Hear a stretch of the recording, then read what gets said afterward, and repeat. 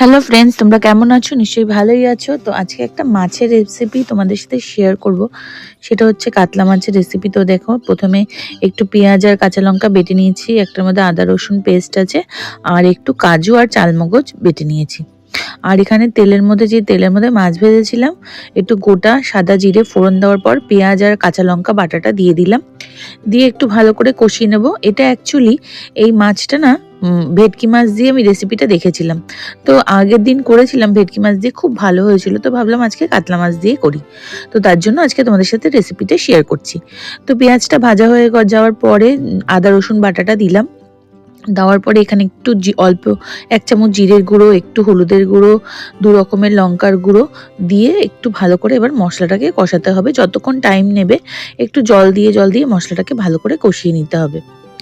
তো দেখো, মশলাটা একটু জল দিয়ে আমি কষিয়ে নিচ্ছি। তো তারপরে একটু নুন দিয়ে নিলাম, নুন দিয়েও মশলাটাকে খানিকক্ষণ কষাতে হবে। আর নুন আর চিনি, চিনি না দিলে তো রান্নার ব্যালেন্স হয় না। তো একটু চিনি দিতেই হবে, তো একটু চিনি দিয়ে নিলাম, দিয়ে ভালো করে মশলাটাকে কষিয়ে নিয়েছি। আর অন্যদিকে একটু গরম জল করে রেখেছিলাম। তো দেখো, মশলাটা ভালো করে কষে গেছে, মানে পেঁয়াজ আদা রসুনটা ভালো করে কষে গেছে।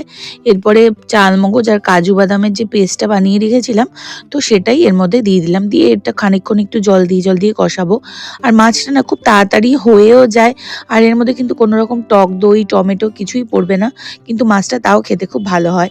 তো আগের দিন ভেটকি মাছ দিয়ে করেছিলাম, খুব টেস্টি হয়েছিল।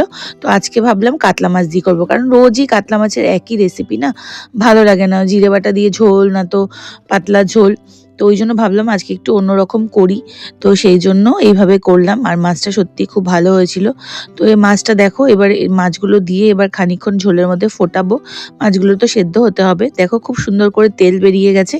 এরপর ওপর দিয়ে একটু গরম মশলা আর ঘি ছড়িয়ে দিলেই রান্নাটা কমপ্লিট হয়ে যাবে।